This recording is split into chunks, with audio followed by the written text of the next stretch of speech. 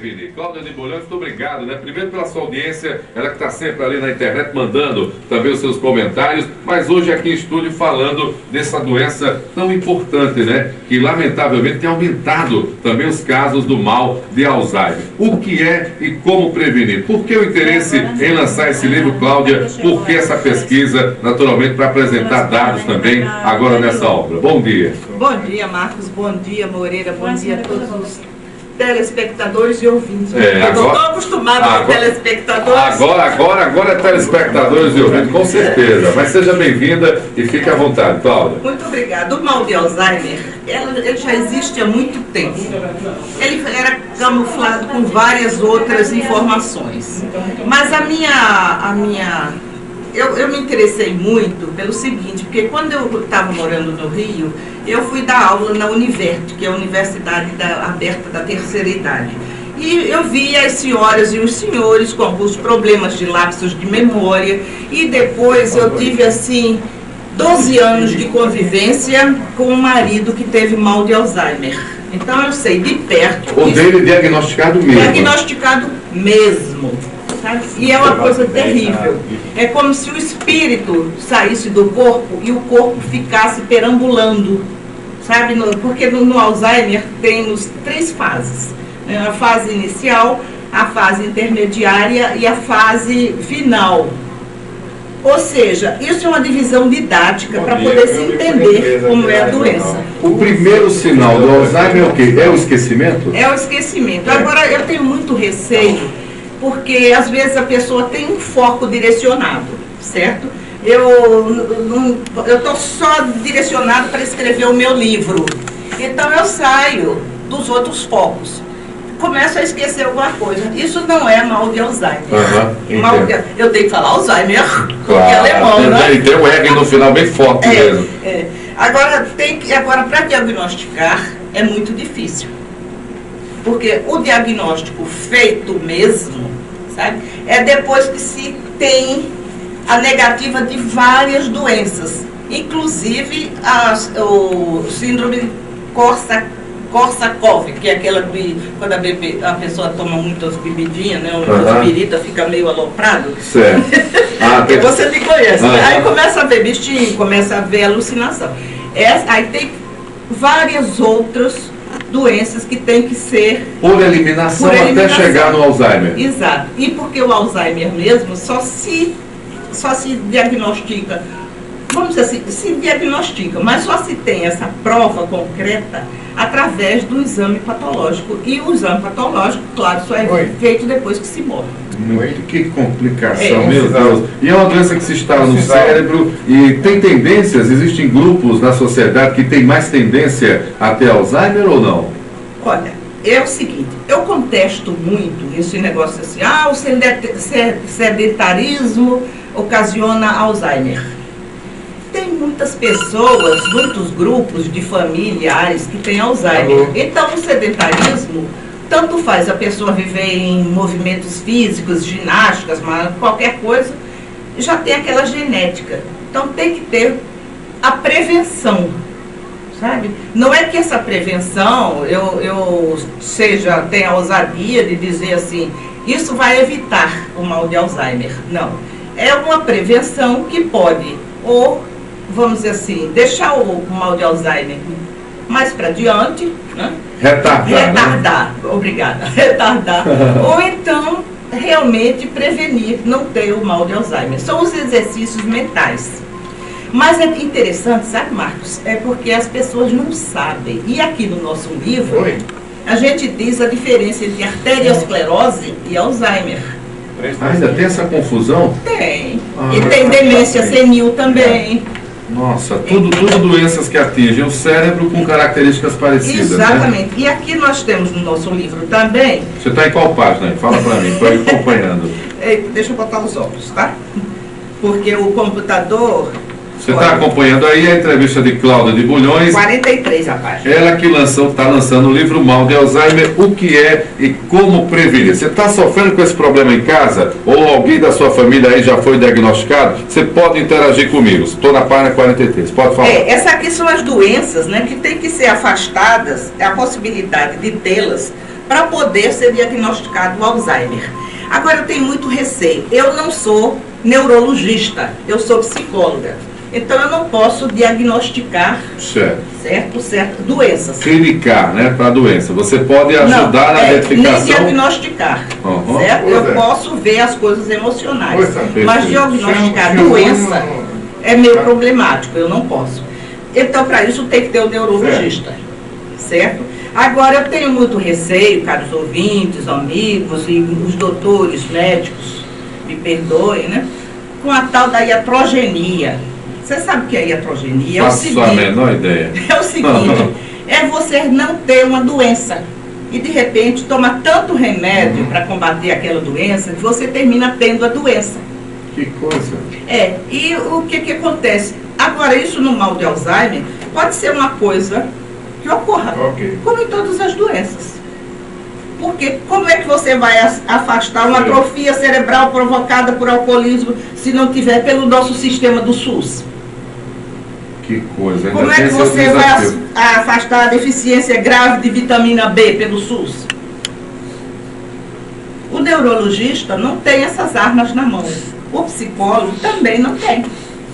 O que é que ele vai? Ele vai pelo diagnóstico, pelo que ele vê. E normalmente quando você perceber é porque a doença já está instalada. Ou em nível de instalação acelerado, né? Por isso que no nosso livro nós também lançamos vários exercícios de prevenção. Eu estava vendo aqui, tem os desenhos, tem as letras e tal, quer dizer que isso são os exercícios para que a pessoa possa se identificar, se autodiagnosticar? Não, isso aqui é a prevenção, Marcos. Tudo para prevenir. Tudo para prevenir. Esse que tem na 59, que tem aqui o exercício 3, de um lado tem uma vaca e do da 59 tem a letra R várias vezes. Aqui um quadro com a letra R várias vezes. Para achar outra letra dentro da que está incluído dentro da letra R, tem que... Às vezes a gente dá cada rabiada. Esse é meu ou não? Esse vai ser o meu livro, Pode né? ser. Então já eu vou dizer que não é. Já vou fazer, porque eu já vou riscar. Esse você não vai vender. Marcos, e outra coisa. Eu estou fazendo uma palestra. Não é palestra. A apresentação do livro, né? Mas eu estou falando também sobre o Alzheimer. Terça-feira, às 20 horas, no Hotel Enseada. É uma promoção do Rotary Club de Maceió Farol, porque o Rotary Farol ele está muito envolvido com a comunidade. Bom, então quem quiser assistir essa palestra, é como a gente diz, de grátis, como a gente no Rio às vezes... 0800, né? 0800. E esses exercícios são preventivos. Você quer ver uma coisa, Marcos? Eu te pergunto. Se você passar... Marcos está lendo um livro...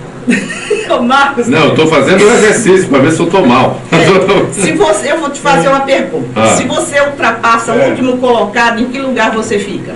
Penúltimo. Errado. E é? Errado.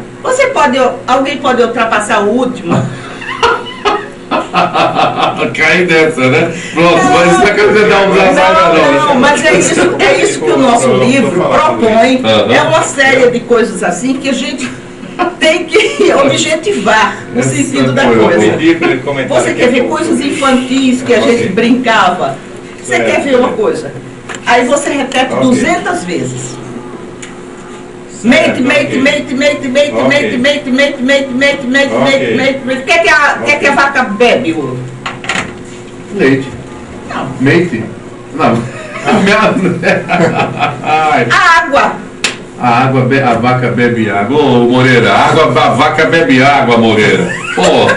Então são coisas assim interessantes que a gente tem que perceber no dia a dia e fazer esses exercícios. Que coisa, está tudo aqui, ela está fazendo a pegadinha comigo a partir dos exercícios. Bom, o da letra B eu já me dei bem. Achei 5 letras B rapidamente aqui, não foi tão rápido, mas achei dentro aqui do universo de um quadro só com a letra R. Isso tudo são exercícios cerebrais que nos ajudam a dar respostas. Exatamente. Nós apresentamos aqui 36 exercícios que foram enviados por internautas e outros de nossa criação.